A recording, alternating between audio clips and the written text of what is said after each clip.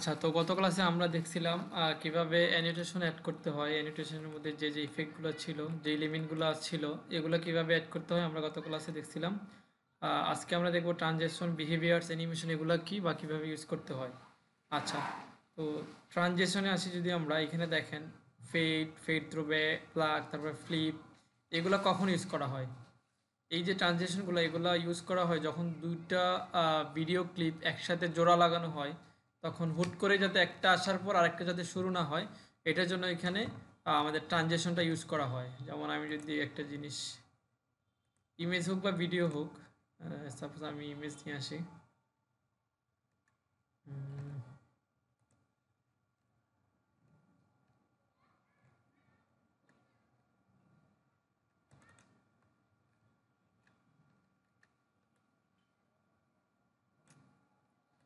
Suppose আমি কিছু image নিয়ে আসলাম নর্মাল, যেমন এই একটা ইমেজ, তারপরে এই আরেকটা ইমেজ, তারপরে এই আরেকটা ইমেজ। আচ্ছা, তো একটার পর একটা ইমেজ নিয়ে নিই।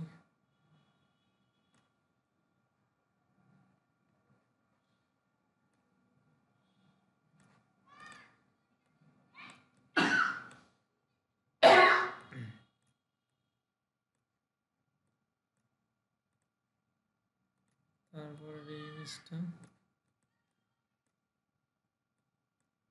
আমি জাস্ট দেখানোর জন্য একটা জানিয়ে নিলাম। আচ্ছা, তো এখন এই যে একটার পর একটা যখন আমাদের ইমেজগুলো আসবে, তো দেখেন কীরকম আসে। এই ইমেজের পরের ইমেজটা আসবে, এই যে সিম্পলি জাস্ট চলে আসছে, কোনো ইফেক্ট নাই। এখন আমি যদি এখান থেকে ট্রানজেকশন থেকে যদি আমি অ্যাড করি যে আমার এটা যেভাবে আসছে এটার পর এটা যখন আসবে তখন এই যে ফেড এটা হবে। তো আমি একটু সিলেক্টেড মিডিয়া দিলাম, তখন একটু দেখি কীরকম হয়।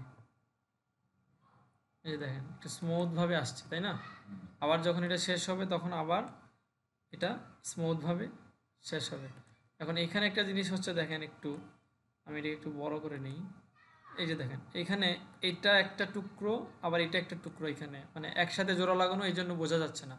এখন চাই যদি আমি, তাইলে এইটাকে এক টুকরো, এটাকে এক টুকরো হিসাবে আমি রাখতে পারি। যে এটা যখন শুরু হবে তখন মানে এই ক্লিপটা যখন শেষ হবে তখন ফেডের এটা থাকবে না, আর এটা যখন শুরু হবে ঠিকই থাকবে। এটা চাইলে আমরা কিন্তু এখান থেকে এটাকে কাটতে পারি, তাই না? আমরা তো ইয়া করা জানি, তাই না? আমরা চাইলে কাটতে পারি। এটাকে একটু সরাই দিলেই হয়। যেমন এই যে দেখেন এগুলো কিন্তু আলাদা করা, এই যে এটা আর এটা কিন্তু আলাদা, কিন্তু যখন আমরা এটাকে জোড়া লাগাই তখন কিন্তু বোঝা যায় না। তো আমরা চাইলে যদি কখনো দরকার হয় আমরা এটাকে ডিলিট করতে পারি। এই যে এখানে রাইট বাটনে ক্লিক করলে ডিলিটের অপশন চলে আসছে। অথবা যদি চাই এটা ডিলিট করবো, এটাও চাইলে ডিলিট করতে পারি। অথবা যদি চাই যে না দুইটাই থাকবে, বাস থাকলো। এই যে ট্রানজিশন, যে ইফেক্টগুলো এখানে দেওয়া আছে, এগুলো আমরা ভিডিও অথবা ইমেজ জোড়া লাগানোর সময় মাঝখানে আমরা ইউজ করতে পারি, যাতে ভিডিওটা কোয়ালিটিটা একটু ভালো লাগে, একটু প্রফেশনাল হয়। এগুলো আপনারা বাসায় দেখে নেবেন। এই যে ফেড আছে, তারপর আর অনেকগুলো আছে, অনেক ধরনের আছে। প্রত্যেকটা একটু দেখে নেবেন যে কোনটা কীরকম আসতেছে। একটা একটা করে অ্যাড করে যখন বাসায় প্র্যাকটিস করবেন তখন জানা হয়ে যাবে যে এটা দিলে আসলে এরকম আসে, এটা দিলে আসলে এরকম আসে। যেমন আমি আরেকটা দিয়ে একটু দেখাই, এটা যদি ডিলিট করি, যেমন সিলেক্টেড মিডিয়া দিতে হবে। সিলেক্টেড মিডিয়া এখন কীরকম আসে একটু দেখেন, এই যেরকম আসছে। আমরা অনেক সময় স্লাইড ভিডিও দেখি না, অনেকে বিয়ের ফটো বা বার্থডে ফটো দিয়ে তৈরি করে, তখন কিন্তু এগুলা দিয়েই তৈরি করে, মাঝখানে জাস্ট এগুলা দিয়ে দেয়। আচ্ছা, তো এগুলো প্রত্যেকটা একটা একটা করে দেখে নেবেন। এখানে আর দেখানোর কিছু নাই, এগুলো সিম্পল। আর এগুলাকে তেমন একটা এডিট করারও কিছু নাই, নর্মালি এগুলো যেভাবে আছে এগুলা জাস্ট বসাবেন। চাইলে জাস্ট এখান থেকে এটা ডিলিট করতে পারবেন অথবা এটা ডিলিট করতে পারবেন। যদি মানে মনে করেন যে আমার এটাতে লাগবে না, এটাতে লাগবে, তখন অর্ধেক ডিলিট করে দিলেই চলবে। ঠিক আছে? আর নর্মালি আমরা ট্রানজেকশনের মধ্যে ট্রানজেকশনগুলা দুইটা ভিডিওর মাঝখানে ইউজ করব, আর বেশিরভাগ ইউজ করবো আমরা কাস্টম অ্যানিমেশন। এখানে গেলে আমরা বুঝতে পারবো। আপাতত ট্রানজেকশনে যাই। আচ্ছা, আমি একটা জিনিস করি, এখানে ইমেজগুলো ইয়া লাগতেছে না, একটু সরাই। ও, এগুলো তো ইউজ হচ্ছে। যদি ইউজ হয় এগুলা কিন্তু কাটা যাবে না, ইউজ যদি হয় নিচে তাহলে এগুলো আগে আগে এখান থেকে ডিলেট, দেন এখান থেকে এটা ডিলেট, ইম্পোর্ট মিডিয়া,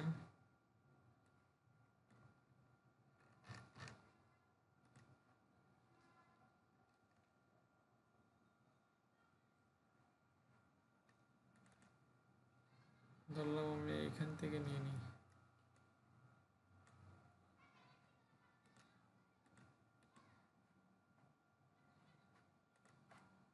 এগুলো নিয়ে নিলাম। হ্যাঁ, উদাহরণস্বরূপ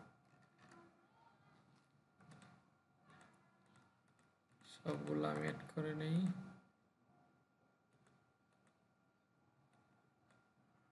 ওকে, আচ্ছা এখন যদি আমি চাই একটা স্লাইড শো বানাবো, এই যে ইমেজগুলো আছে এগুলো দিয়ে একদম ইজি, জাস্ট ট্রানজেকশন দিয়েই খুব সুন্দর মানে একটা স্লাইড শো তৈরি করা যাবে। যেমন এটা দিয়ে দিলাম একটা সাপোজ ফেড, তারপর এটা দিয়ে দিয়ে দিলেন আরেকটা ফ্লিপ, তারপর এটাতে দিয়ে দিলেন আরেকটা, এখান থেকে দেখে দেখে যেটা ভালো লাগে সিম্পল একটা স্লাইড শো তৈরি হয়ে যাবে ইজি।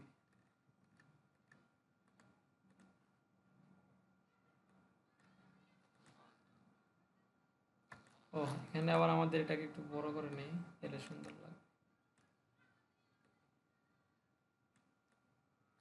আসলে এই ইয়াটা ইমেজটা আমাদের ইয়ার সাইজের না, শিফট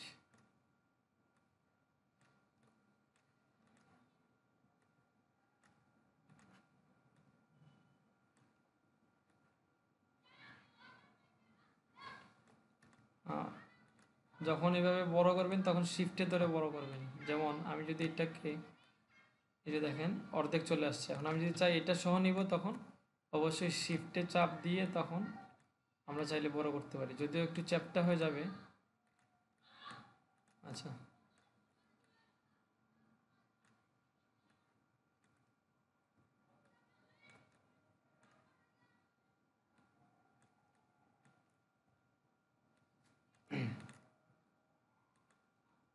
তো এই দুটা কেটে দিই, ধরলাম আমাদের এগুলাই। ওকে, যে দেখেন খুব সুন্দর স্লাইড শো তৈরি হয়ে গেছে। মাঝখানের জোড়াগুলো এই যে, আমরা ভিডিও থাকলে যদি এটা ভিডিও ফাইল হতো সেম আমরা ইউজ করতে পারতাম। আশা করি এটা বুঝতে পারছেন। এখানে যা ছিল ওই ট্রানজেকশন ইফেক্টগুলো এগুলাই, আর তেমন কিছু নাই। তারপরে আসে বিহেভিয়ার্স। বিহেভিয়ার্সটা আমাদের মূলত লাগে কই, বিহেভিয়ার্সটা আমাদের লাগে হচ্ছে গিয়ে কোনো টেক্সট যখন আমরা এখানে অ্যাড করব, টেক্সটটা আমাদের আসবে কিভাবে, যাবে কিভাবে, থাকাকালীন কিভাবে থাকবে। সিম্পল যদি আমি একটা ইয়া নিয়ে নেই, অ্যানোটেশন অন, একটা অ্যানোটেশন নেই তাহলে বুঝাতে পারবো ইজি।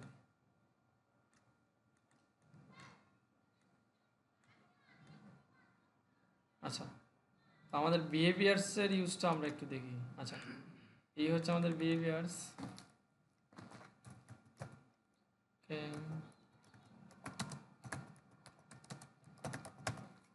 আচ্ছা তো এই হচ্ছে আমাদের একটা টেক্সট আমরা নিয়ে নিলাম একটা অ্যানোটেশন থেকে। এখন আমরা দেখি এইটাতে বিহেভিয়ার্স কীভাবে অ্যাড করে, আর বিহেভিয়ার্সটা আসলে কী কাজ করে। ধরেন এই যে আমাদের এই টেক্সট যেটা অ্যাড করছে, এখন এটা যদি সিম্পল জাস্ট আমরা এখান থেকে দেখি একটু কীরকম আসে, দিলাম তারপরে নর্মালি এটা চলে আসে, তাই না? আচ্ছা আমি এটা এখান থেকে ডিলিট করে আলাদা একটা টেক্সট নিই তাহলে বুঝতে পারবেন। এটা থাকলো অ্যানোটেশন থেকে শুধুমাত্র টেক্সটের জন্য একটা নিই। ওকে এটা দিয়ে উপরে, তারপর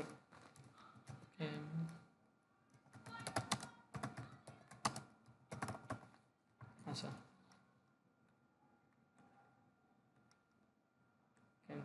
বেসিক ক্লাস। হ্যাঁ নর্মালি দেখেন এই টেক্সটটা কীরকম আসে আমাদের ব্যাকগ্রাউন্ডের উপরে, এই যে চলে আসলো, আবার যাওয়ার সময়ও এরকম হুট করেই চলে যাবে। যেমন এই যে যাওয়ার সময়ও হুট করে চলে যাবে, যেটা আমরা যদি ড্র্যাগ অ্যান্ড ড্রপ করে অ্যাড করে দিই। কিন্তু আমরা তো যখন প্রফেশনালি ভিডিও এডিটিং করব তখন আমাদের টেক্সটগুলো শুধু আসবে আর হঠাৎ চলে যাবে, তখন তার এটা প্রফেশনাল হবে না। তো এই টেক্সটটাকে ডিজাইন করার জন্য কিভাবে আসবে, কিভাবে যাবে, থাকাকালীন কীরকম থাকবে, তারপর নিচ দিয়ে যে নিউজে যায় একদিক থেকে যাইতে থাকে, আবার উপর মানে ইচ্ছা মতো এটাকে কন্ট্রোল করার জন্য আমাদের হচ্ছে বিহেভিয়ার্সটা, ঠিক আছে। তো দেখেন এখানে বিহেভিয়ার্সে আমরা অনেকগুলো দেওয়া আছে এখানে, যেমন আমি যদি এটা অ্যাড করি, যেটাতে অ্যাড করব, যেমন আমার টেক্সটের মধ্যে অ্যাড করব বিহেভিয়ার্স, আমার ব্যাকগ্রাউন্ডে না, টেক্সটটাকে সিলেক্ট করব, করার পর এখান থেকে বিহেভিয়ার্স অ্যাড করবো। যেমন এটা যদি অ্যাড করি তাহলে কীরকম আসবে, এগুলা বাসায় একটু টেস্ট করলেই চলবে, যে এই যে এটা অ্যাড করলে এটা এরকম আসে, আবার মাঝখানে একটু সময় থাকলে এরকম থাকে। আচ্ছা একটু লম্বা করলে বোঝা যাবে।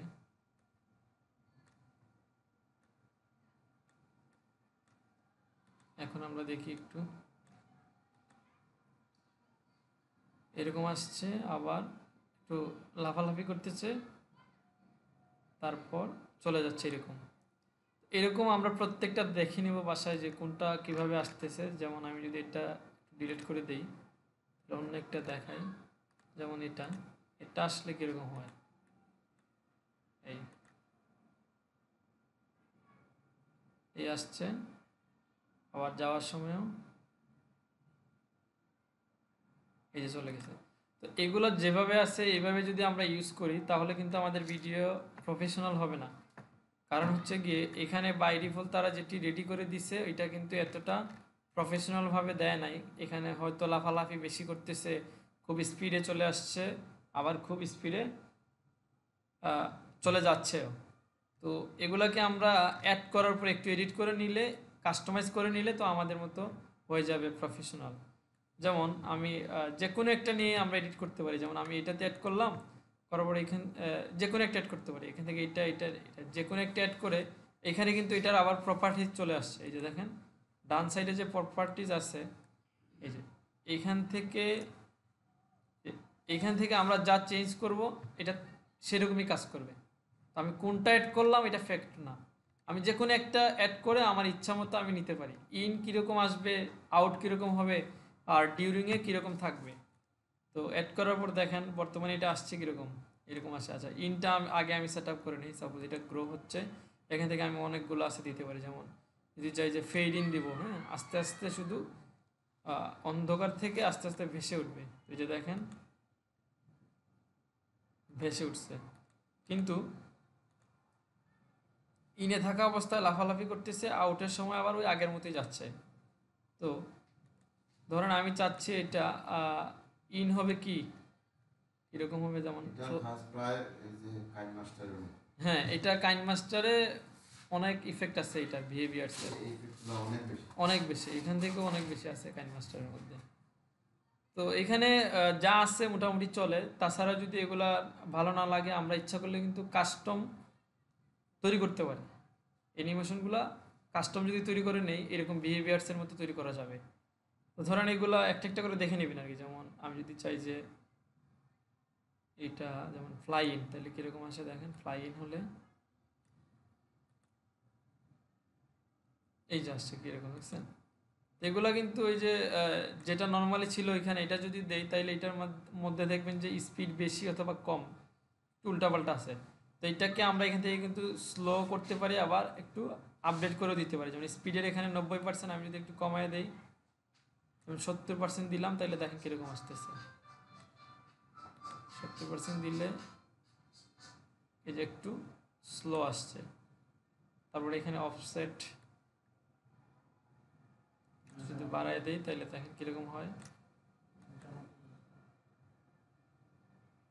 এই যে আরও স্লো হয়ে গেছে এখানে।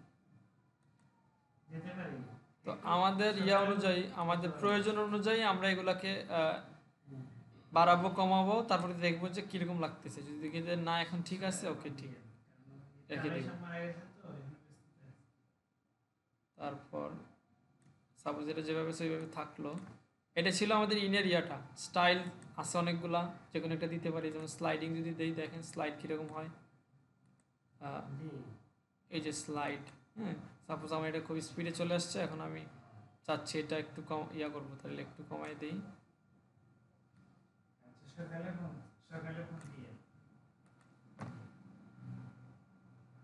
একটু স্লো আসছে।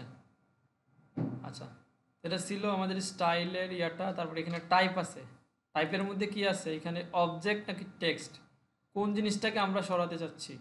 ইয়া করতে চাচ্ছি। যেমন অবজেক্ট, এখানে যদি আমি অবজেক্ট দিই তাহলে পুরো ইয়াটা চলে যাবে, মানে পুরো ব্যাকগ্রাউন্ড সহ আসবে যাবে। আর যদি আমি টেক্সটটা দিই শুধুমাত্র টেক্সট, টেক্সট কোন দিক থেকে কোন দিকে যাবে, যেমন এখানে আছে ফার্স্ট টু লাস্ট, তারপর এখানে আছে কি লাস্ট টু ফার্স্ট, তারপর র্যান্ডম সিমুলেশন, এগুলো একটা একটা করে আমরা দেখতে পারি। যেমন লেফট টু রাইট যদি দিয়ে দেখি একটু জাস্ট, যে দেখেন লেফট টু রাইট টেক্সটটা কীরকম হবে।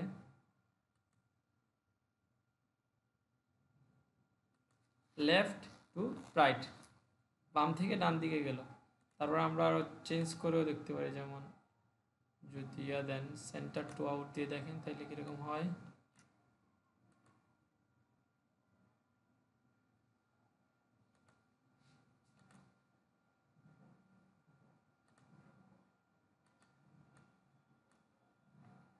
তারপর আরও আছে এখানে ডিরেকশনে চেঞ্জ করা যায়, এটা কি বাম সাইড থেকে আসবে নাকি ডান সাইড নাকি টপ নাকি বটম, আমরা এগুলো এখান থেকে সিলেক্ট করে আমাদের ইচ্ছা মতো নিতে পারি। যেমন বটম যদি দেই তাহলে সেম ইয়াটা থাকবে, ইফেক্ট জাস্ট আসবে আপনার নিচ থেকে, এই যে দেখেন নিচ থেকে চলে আসছে।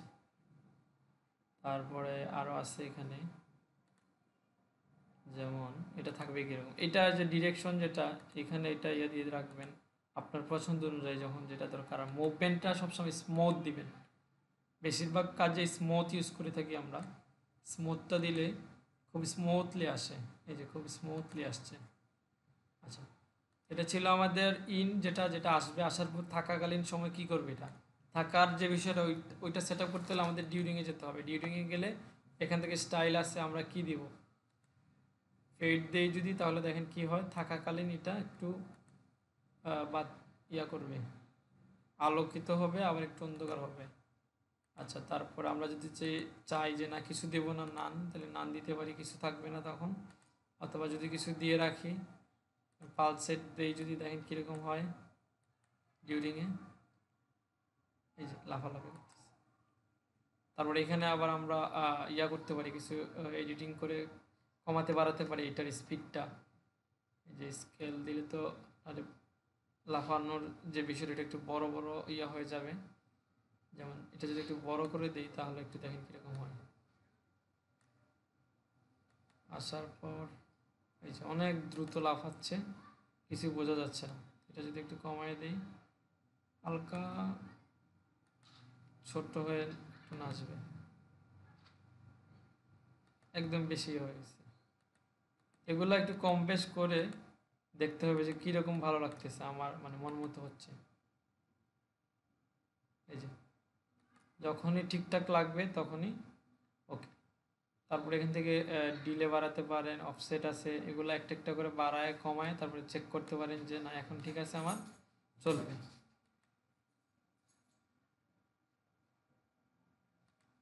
এই যে আচ্ছা, এখানেও সেম ইনের মতোই আর অনেকগুলো অপশন আছে, কিভাবে মানে এটা থাকাকালীন কি করবে, পপ আপ, পালসেট, রিভিল, অনেক কিছুই আছে এখানে। তারপর টেক্সটের ইফেক্টটা কি করবে এখান থেকে, ফার্স্ট টু লাস্ট নাকি বটম, সেম আগেরটার মতোই। আবার আউটেও সেম, মানে যাওয়ার সময় এটা কীরকম যাবে, ঠিক আছে, যাওয়ার সময় নর্মালি কীরকম যাচ্ছে এরকম চলে যাচ্ছে। তাইলে আমরা যদি চাই এটাকে যে এটা কি হবে, যেমন এটা হবে ফ্লাই আউট হবে, আর টেক্সট হবে আমাদের, যেমন কি দেওয়া যায়, সেন্টার টু আউট যদি দেই তাহলে দেখেন কীরকম হয়। হচ্ছে ডিউরিং যাওয়ার সময় দেখেন সেন্টার থেকে আউট হয়ে গেছে, সেন্টার টু আউট যেটা দিছিলাম। তারপর এটা একটু স্মুথ যদি দেই, তারপর স্পিডটা একটু কমায়,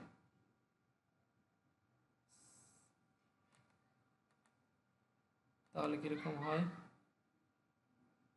এই যে এরকম হয়। তো আমরা এগুলো বাড়ায় কমায় দেখতে পারি যে কখন কীরকম ইয়া করা যায়। তারপরে আমরা বিহেভিয়ার্স এর পর আছে আমাদের অ্যানিমেশন। আচ্ছা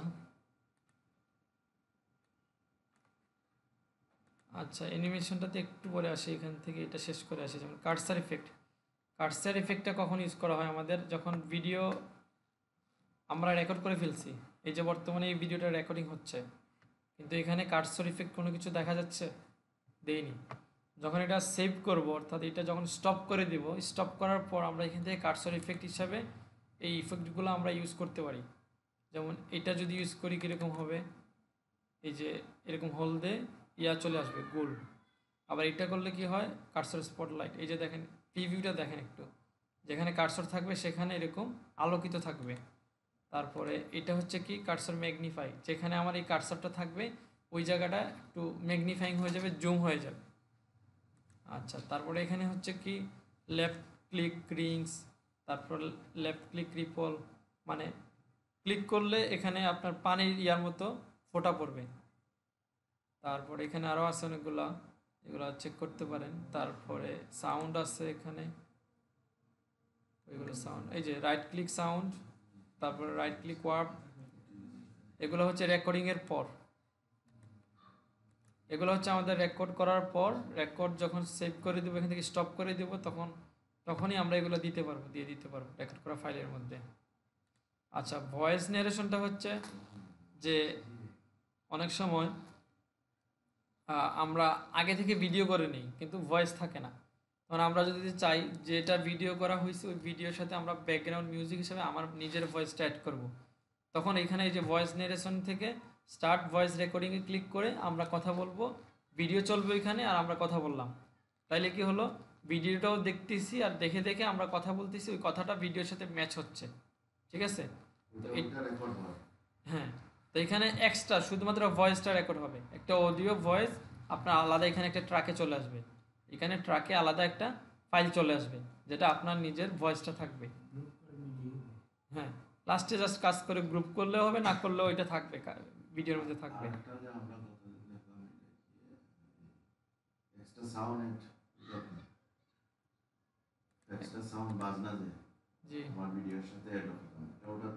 না না, এটা হচ্ছে লাইব্রেরি থেকে এই যে থেকে অ্যাড করা যায়, যে মিউজিক ট্র্যাক এখান থেকে অ্যাড করা যায়, অথবা আমরা বাইরে থেকে নিতে পারি। আচ্ছা, এখানে কার্সর ইফেক্ট দেখলাম, ভয়েস ন্যারেশন, কার্সর ইফেক্ট তো কোনো সমস্যা নেই, পারেন। আর ভয়েস ন্যারেশন যেটা, হ্যাঁ মোটামুটি। আচ্ছা, তারপরে এখানে যে অপশনগুলো একটু বলে নিই সংক্ষিপ্ত আকারে। অডিও ইফেক্ট নিয়েও ওই দিন কিছু বলা হয়েছিল, যেমন হ্যাঁ, নয়েজ রিমুভাল দিয়ে, নয়েজ থাকে যদি এটা রিমুভ করতে পারি, ভলিউম লেভেলিং দিয়ে আমরা কোনো জায়গার সাউন্ড বাড়াতে পারি, কমাতে পারি। এটা ফেড ইন যদি আমরা অ্যাড করি তাহলে কি হয়, আমাদের যে ভয়েসটা এটা হঠাৎ করে শুরু হয় না, যে মিউজিকটা ওইটা হঠাৎ করে শুরু হয় না, আমরা ফেড ইন দিয়ে যখন একটা, যেমন আমি যদি সিম্পল একটা দেখাই আবারও, আমার মিউজিক ট্র্যাক, যেমন আমি যদি এটা একটু অ্যাড করি, আচ্ছা, তো এই যে মিউজিকটা, এই যে দেখেন মিউজিকটা অলরেডি কিন্তু এখান থেকে ফেড ইন দেওয়া আছে, যেহেতু এটা একটা এটা মিউজিক, তো অফিসিয়াল মিউজিক, এই জন্য তারা এডিট করার সময় ফেড ইন দিয়ে ফেড আউট দিয়েই শুরু করছে।